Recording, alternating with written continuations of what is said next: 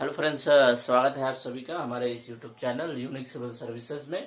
प्यारे बच्चों, आज इतिहास के क्लास में आज हम लोग पढ़ने जा रहे हैं विभिन्न आयोग या कमीशन जिनको भारत में अंग्रेजी शासन काल के दौरान लाया गया था विभिन्न क्षेत्रों में सुधार करने के लिए। तो चलिए हम लोग शुरू करते हैं। सबसे पहले एक साइड आप लिखेंगे क्षेत्र, बीच में आप देखेंगे कमीशन और लास्ट में किस वायसराय या किस गवर्नर जनरल के शासन काल में वो कमीशन आया था। तो आइए शुरू करते हैं। सबसे पहला जो इम्पोर्टेंट है वो है देशी राज्यों के साथ संबंध।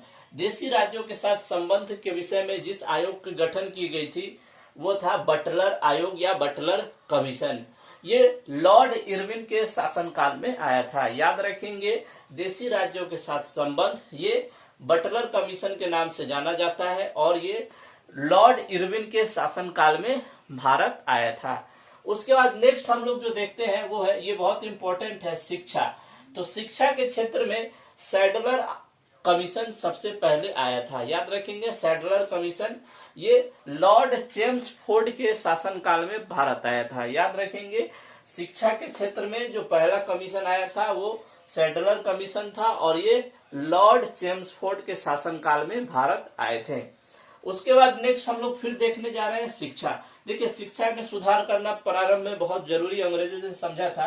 तो शिक्षा के क्षेत्र में उन्होंने बहुत सारे कमीशन या आयोग को भारत में भेजा था। तो दूसरा जो शिक्षा के क्षेत्र में जिन्होंने सबसे सराहनीय काम किया था वो था हॉर्टेक कमीशन। याद रखेंगे, हॉर्टेक कमीशन, और ये 1928 ईस्वी में आया था भारत। किसके शासनकाल में? लॉर्ड इरविन के शासनकाल में। तो याद रखेंगे, शिक्षा के क्षेत्र में जो हॉर्टेक कमीशन है वो लॉर्ड इरविन के शासनकाल में भारत आए थे। उसके बाद ये बहुत ही इंपॉर्टेंट और बहुत महत्वपूर्ण हो जाता है पुलिस सुधार के संबंध में। देखिए, पुलिस सुधार के संबंध में याद रखेंगे फ्रेजर कमीशन का गठन किया गया था। फ्रेजर कमीशन जो कि भारत आया था और ये लॉर्ड कर्जन के शासनकाल में आए थे। बहुत ही इंपॉर्टेंट पॉइंट है ये, याद रखेंगे इसको कि पुलिस सुधार के संबंध में जिस आयोग या जिस कमीशन की गठन किया गया था वो था फ्रेजर कमीशन और ये लॉर्ड कर्जन के शासनकाल में भारत आए थे। उसके बाद नेक्स्ट हम लोग फिर देखने जा रहे हैं शिक्षा। तो शिक्षा के में फिर एक आयोग या कमीशन का गठन किया गया था जो कि हंटर आयोग के नाम से जाना जाता है और इसको गठन करने वाले क्या नाम था? Lord Ripon. लॉर्ड रिपन के शासनकाल में ही हंटर आयोग का गठन किया गया था और ये शिक्षा के क्षेत्र में सुधार के लिए भारत आए थे। उसके बाद नेक्स्ट हम लोग चलते हैं शिक्षा के बारे में एक और ये शिक्षा के बारे में जो है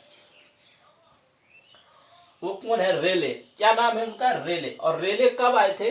तो रेले आप याद रखिएगा 1922 ईस्वी में भारत आए थे। याद रखेंगे, सॉरी 1902 ईस्वी में भारत आए थे रेले कमीशन और ये लॉर्ड कर्जन के शासनकाल में आए थे। याद रखेंगे, रेले कमीशन शिक्षा के क्षेत्र में सुधार के लिए लॉर्ड कर्जन के शासनकाल में भारत आए थे।